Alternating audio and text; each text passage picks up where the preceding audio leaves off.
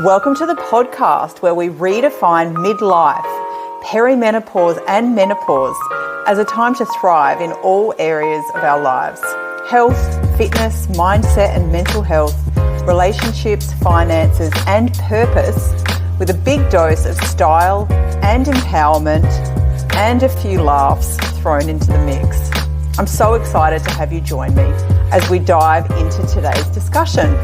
I'm all about taking action and giving you light bulb moments and actionable steps to take to keep you moving forward towards the best version of yourself possible.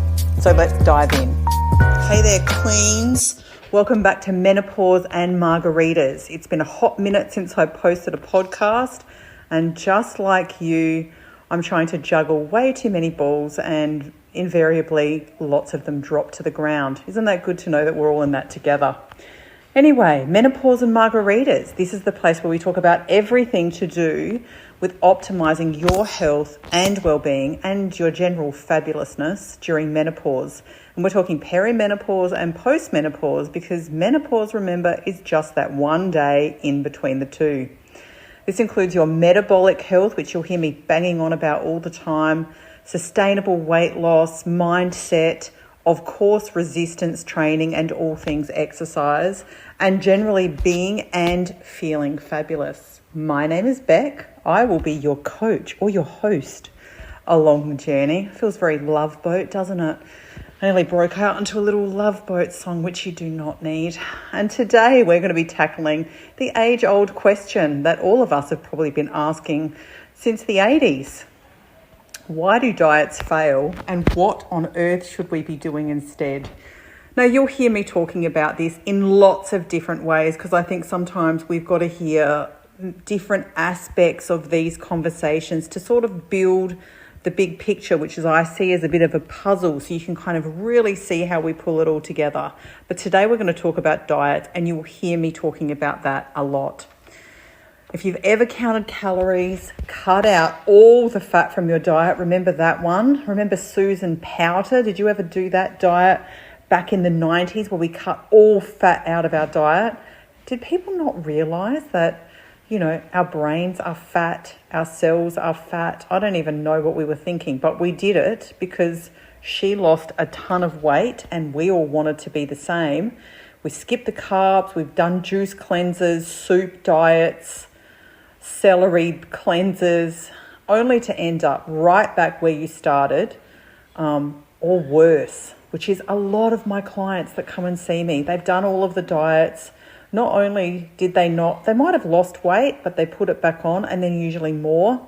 This is the episode for you, or one of them. So let's start with the mindset traps of traditional diets. Now, I'm sure many of you, like me, have done every diet under the sun. I am not one of those nutritionists that, has never had an issue with food or weight or whatever. I think I did my first diet when I was 18, and putting on body fat seems to be something my body loves to do. So if only that was a superpower. Anyway, diets don't work because they're designed to be temporary. Think about it. Every time you start a new diet, you're basically saying to your brain, I'm going to eat this way for a little while. I'm going to white knuckle it until I lose that weight, and then I'm going back to normal. And these are the conversations I have constantly because no one seems to be thinking about what's going to happen after they've done, who knows, the 28-day this or the something or other, even some good diet programs. If this doesn't become your new normal or a version thereof, what is it that we think is going to happen? So it's why most diets are nothing more than a cycle of restriction. We're white knuckling it. We can do it for a few weeks. Weight loss, frustration, and rebound weight gain, and actually even more weight. And it's not because you lack willpower. I love to dispel this myth. It's not because you're not trying hard enough. It's because diets are not designed for long-term success. They focus on rules and mostly all about restriction. And we know what that does to our brains. Eat this, don't eat that. Without really addressing the deeper issues. potentially your mindset and your habits, or your metabolic health. Why are you here? Why aren't we asking that question? If we are 10 kilos, 20, 30 kilos overweight, why is that?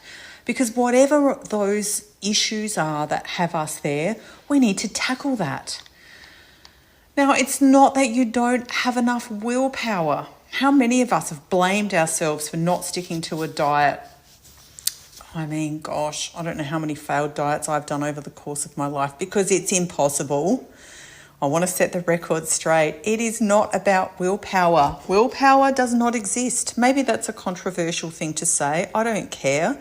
It doesn't exist. And I'm sick of people being shamed for not being able to, stick to their diet programs.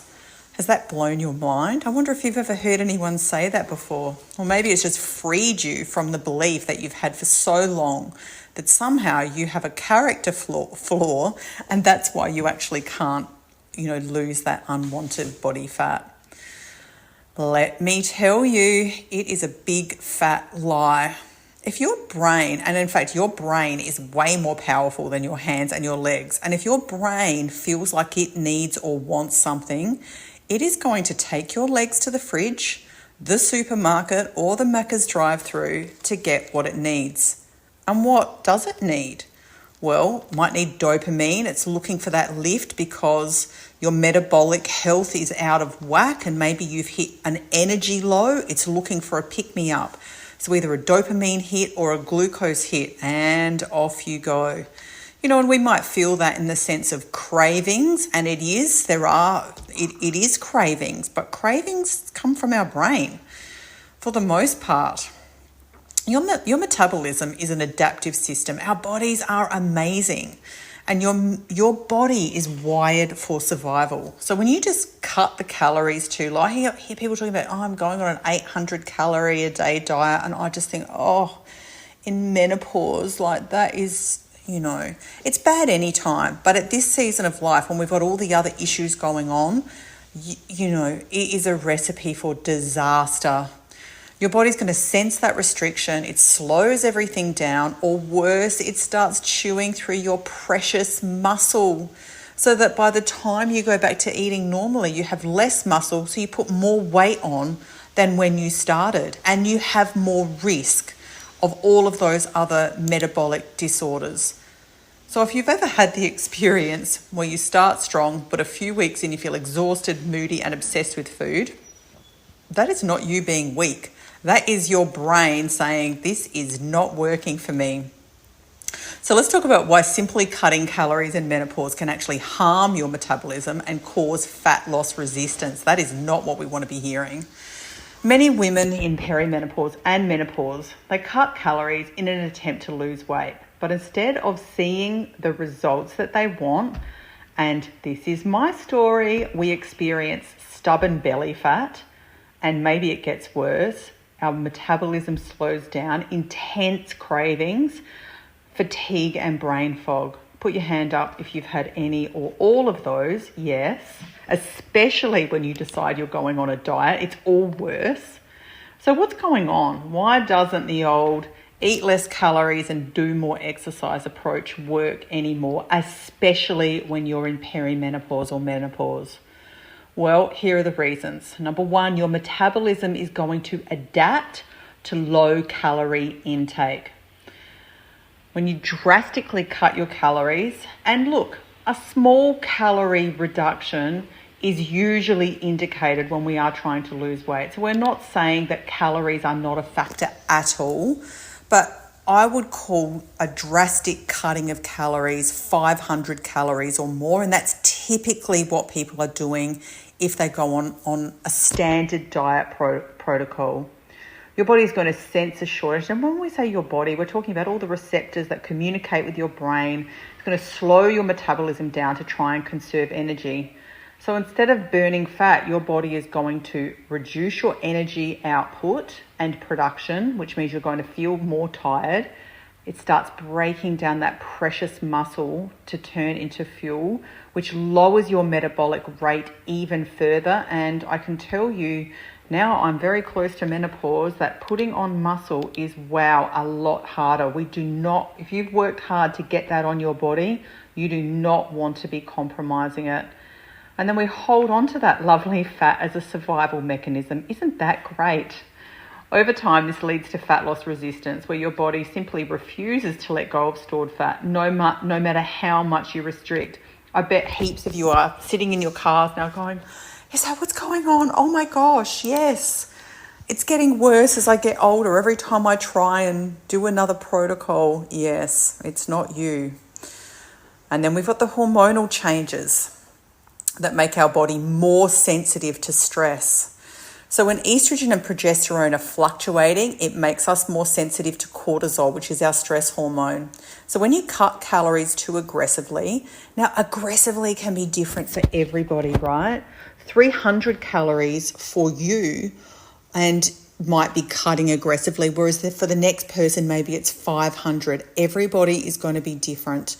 But I would suggest that the more stressed you are generally, the more fatigued, the more whatever, your body's already under stress. So your tolerance for adding in calorie restriction is going to likely be pretty low.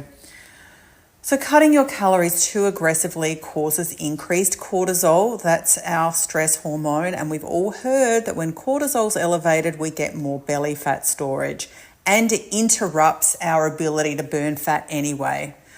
Elevated cortisol can also cause your intense sugar/carb cravings, disrupting your sleep, and it can lead to insulin resistance, which makes weight loss even more difficult. Don't you love all of this great news?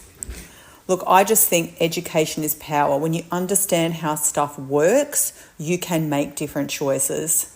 Number 3, low calories equals lower thyroid function equals slower fat burning. And how many of you have heard the word thyropause said in the same sentence as menopause? So it's a thing. And our thyroid can be under more duress during this season, and then tacking on the huge reduction in calories is going to make that even more unhappy. So our thyroid is our body's metabolic regulator. And when you are eating too little, your body lowers thyroid hormone production to slow things down. And so when your thyroid is sluggish, it means that fewer calories are burned at rest. We have increased fat storage, and it can affect our digestion and contribute to things like bloating and constipation and a whole range of other symptoms related to this concept of thyropause. Number 5, and you hear me talking about metabolic flexibility. Well, number 5, your body becomes less flexible in burning fat for fuel. Now, if you've gone back and listened to my previous podcast on metabolic flexibility, which I encourage you to do, if our metabolic health is good and everything is functioning well, then, for example, I'm sitting down right now recording this podcast for you, I should be primarily fat burning.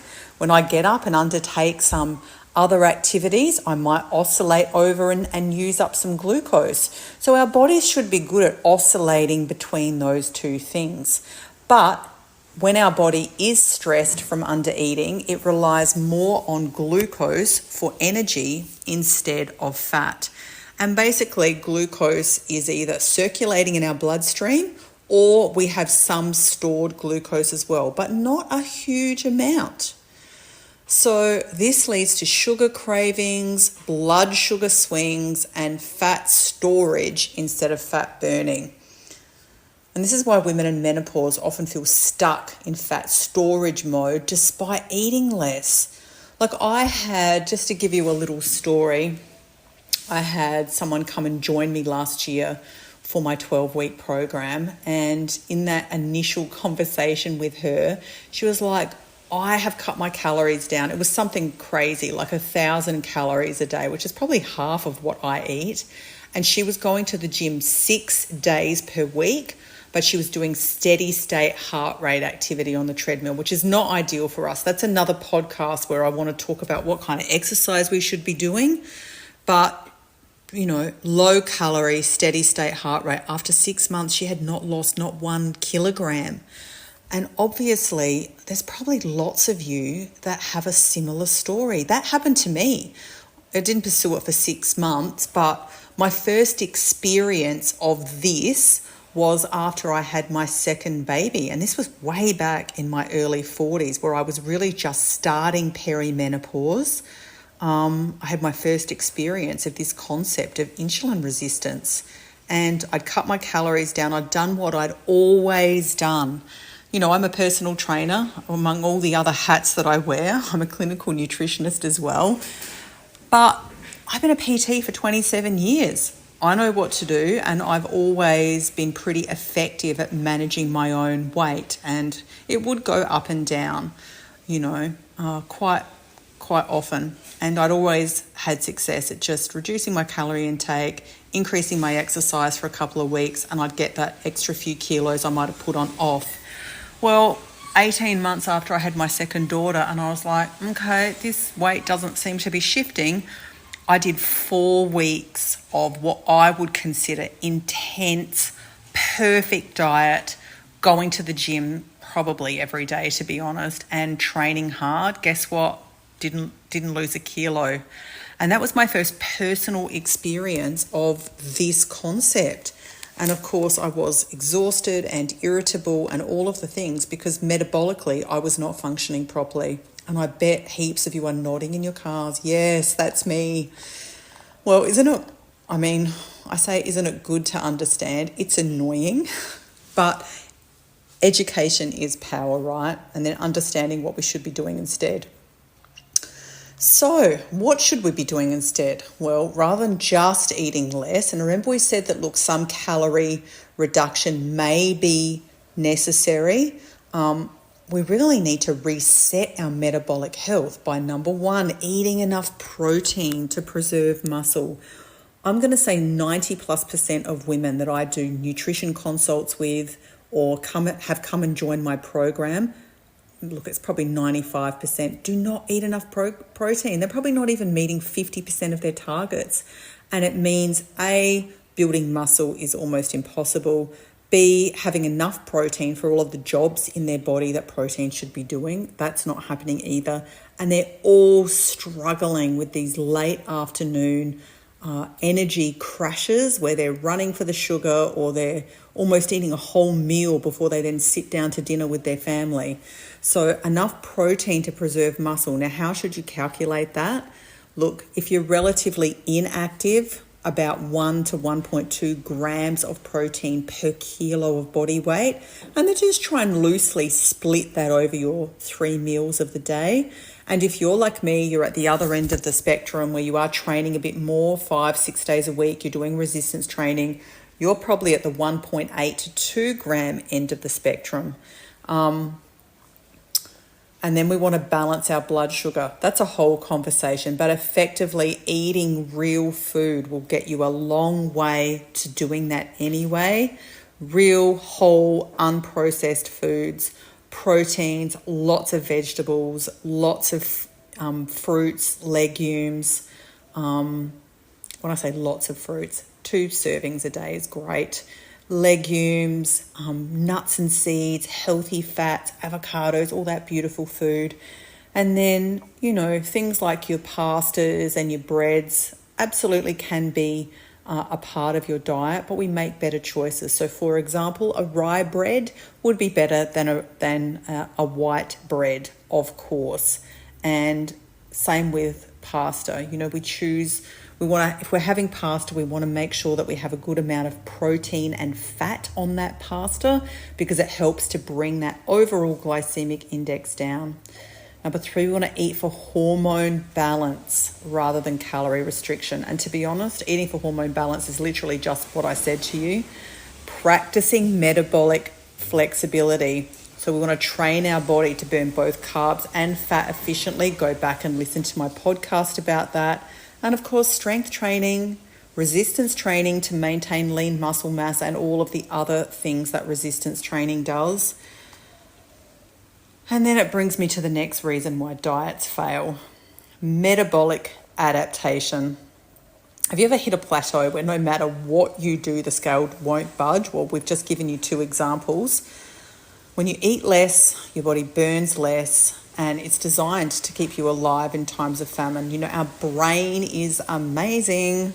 So if you've been dieting for a few years and you've gone up and down, you're going to find the more times that you do that, you've adapted in a negative way to all of those diets, and your brain gets pretty clever at understanding what you're doing.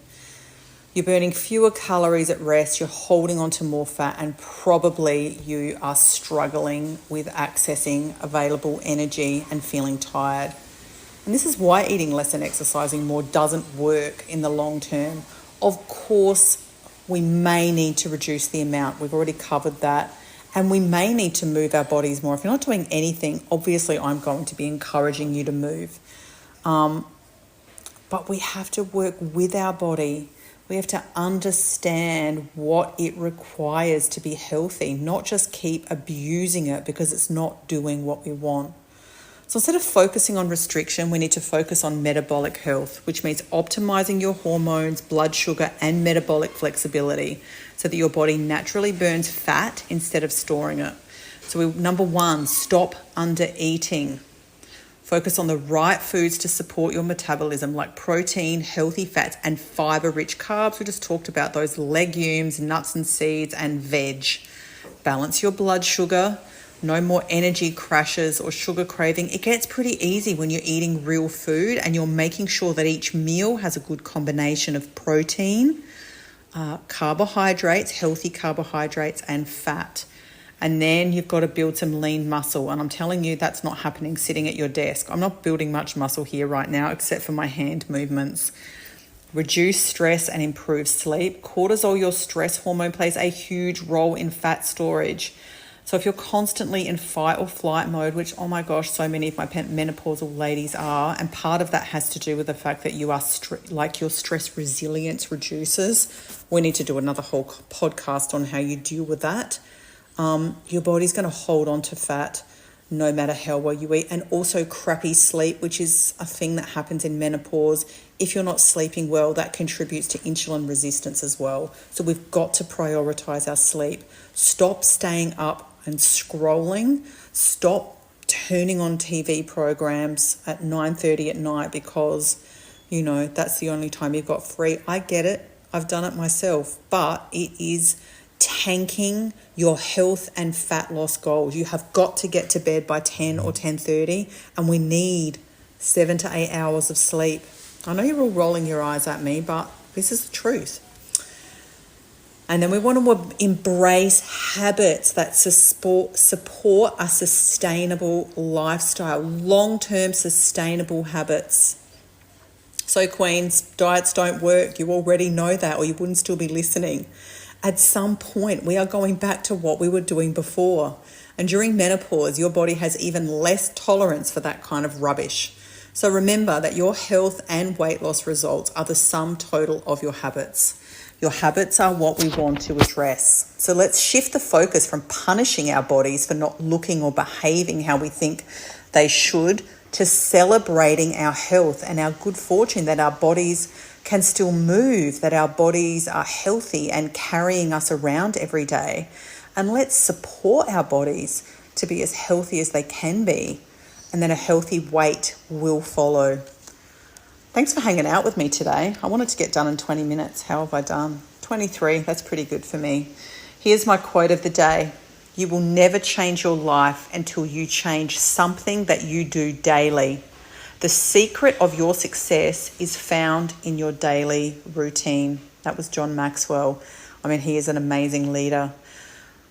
Executive summary, our habits determine our success. So what's one small habit that you could change right now that could start the momentum towards where you want to go? Stay fabulous.